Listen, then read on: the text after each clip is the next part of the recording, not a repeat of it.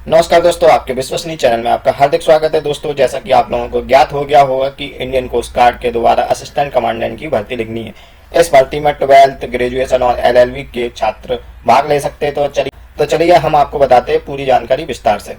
दोस्तों, Indian coast guard के द्वारा हर साल 2 बार असिस्टेंट कमांडेंट के पदों के लिए ऑनलाइन आवेदन आमंत्रित किए जाते हैं। तो दोस्तों, इस बार भी ऑनलाइन आवेदन आमंत्रित किए गए हैं। तो हम बता दें इसमें आपको एंट्री के लिए आपकी क्या क्वालिफिकेशन होने चाहिए और किस किस लेवल पे आपकी एंट्री होगी। दोस्तों, असिस्टेंट कमांडेंट यदि आप जनरल ड्यूटी या GD के पदों के लिए आवेदन करना है तो आपको किसी भी बैचलर डिग्री के साथ 7% आपकी आयु 20 से 24 साल के बीच में होना चाहिए। यदि आप कमर्शियल पायलट एंट्री के माध्यम से जाना चाहते हैं तो आपकी जो योग्यता है वो 12 पास होना चाहिए। साथ में आप पे कमर्शियल पायलट का लाइसेंस होना चाहिए। इसके लिए जो आयु सीमा रखी गई है वो 18 से 24 वर्ष रखी गई है। इसके बाद दोस्तों आती है टेक्निकल एंट्री। अगर आप टेक्निकल एंट्री के द्वारा इसमें जाना चाहते हैं तो आपकी क्वालिफिकेशन आप पे B या BTech 60% के साथ हो और इलेक्ट्रिकल इंजीनियर में होना चाहिए। आपकी आयु 20 से 24 वर्ष के मध्य होना चाहिए। लॉ एंट्री, यदि आपने LLB किया है और आप 60% अंकों के साथ रखते तो आप इसको 20 से 29 साल के मध्य उम्र वाले सभी आवेदन कर सकते हैं। दोस्तों, इस वीडियो बनाने का मुख्य उद्देश्य यह है कि बहुत से बच्चे जो 12 पास विद कमर्शियल पायलट लाइसेंस, जो कमर्शियल पायलट एंट्री के तहत माना जाता है, इसमें वो 12 पास से फॉर्म डाल देते हैं और फिर वो डिस्क्वालीफाई होते हैं। क्योंकि दोस्तों याद रखें, 12 पास उन्हीं लड़कों को लिया जाता है इसमें जिसके पास कमर्शियल पायलट का लाइसेंस हो। बहुत से लोग सिर्फ 12 पास समझ के इसमें फॉर्म ऑनलाइन कर देते हैं, जिससे उनका फॉर्म फ्यूचर में रिजेक्ट हो जाता है।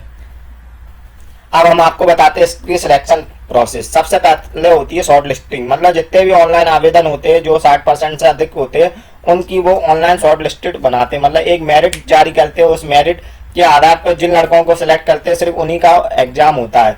तो दूसरी प्रोसेस होती है वो होता है रिटन एग्जाम। जो शॉर्ट लिस्टेड लड़के हुए हैं अपनी परसेंट के आधार पर उनको रिटन एग्जाम देना होता है। यदि वो रिटन एग्जाम क्वालिफाई कर देते हैं तो उनको मेडिकल कराया जाता है। यदि वो मेडिकल भी क्वालिफाई कर देते हैं तो उनको एक डेट दी जाती है। उस डेट पर वेबसाइट पर फाइनल मेरिट उपलब्ध करा दी जाती है। यदि उनका नाम होता है तो वह ज्वाइन कर सकते हैं। अब हम आपको बताते हैं इसमें यूजफुल डॉक्यूमेंट।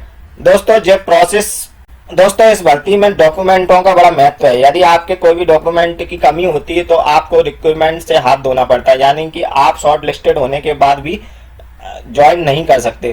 तो हम बता दें कि आपको रिटन एग्जाम के समय कौन कौन से डॉक्यूमेंट ले जाने होते हैं। रिटन एग्जाम के समय सबसे पहले आपको अपना एडमिट कार्ड ले जाना होता है। एडमिट कार्ड आप वेबसाइट से जब निकाल सकते हैं जब इनकी डेट उपलब्ध हो एडमिट कार्ड की। उसके बाद आपको अपने फोटो ले जाने होते हैं, वो भी 5 कम से कम, जो 3 महीने से ज्यादा पुराने नहीं हो, रिसेंटली फोटो ले जाने होते हैं।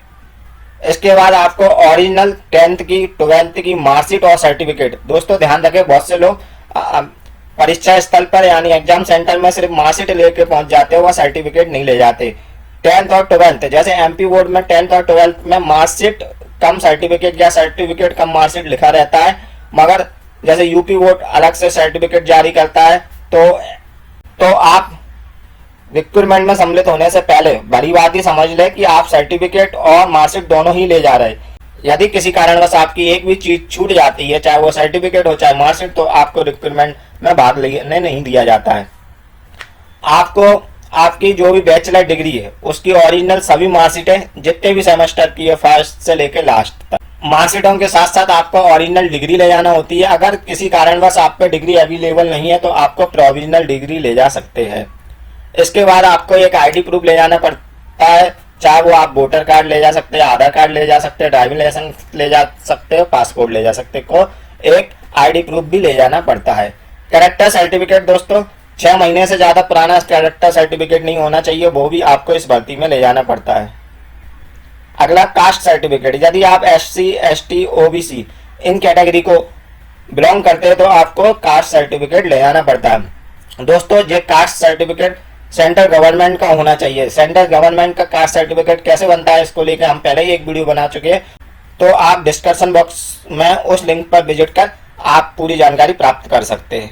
इसके बाद आपको अगला जो डॉक्यूमेंट है दोस्तों सिर्फ उन लोगों के लिए है जिसने कमर्शियल पायलट एंट्री के लिए अप्लाई किया है, यानी जो 12 पास है उनको कमर्शियल पायलट लाइसेंस ले जाना होगा, जो कमर्शियल पायलट एंट्री के लिए अप्लाई कर रहे हैं। और लोगों को जो लास्ट जो 8 नंबर का है वो नहीं ले जाना होता। चलिए दोस्तों, अब हम आपको बताते हैं इसका रिटर्न एग्जाम का पैटर्न कि रिटर्न एग्जाम में क्या क्या पूछा जाता है। मेंटल एबिलिटी पूछी जाती है इसमें दोस्तों। नेक्स्ट जो होता है वो कंसिवेटेड एप्टीट्यूड पूछा जाता है दोस्तों। और अगला इसमें जो पूछा जाता है वो पिक्चर प्रिफरेंसी एवं डिस्कशन पूछा जाता है। तीनों सेक्शन में जो भी क्वालिफाई करते हैं उन लोगों को मेडिकल के लिए किया जाता है, और जो मेडिकल क्वालिफाई करते हैं उसके बाद उनकी एक मेरिट तैयार की जाती है, और जो मेरिट में आते हैं उन्हीं लोगों को सिर्फ ज्वाइनिंग देती है, उन्हीं लोगों को सिर्फ ज्वाइनिंग दी जाती है दोस्तों। धन्यवाद दोस्तों।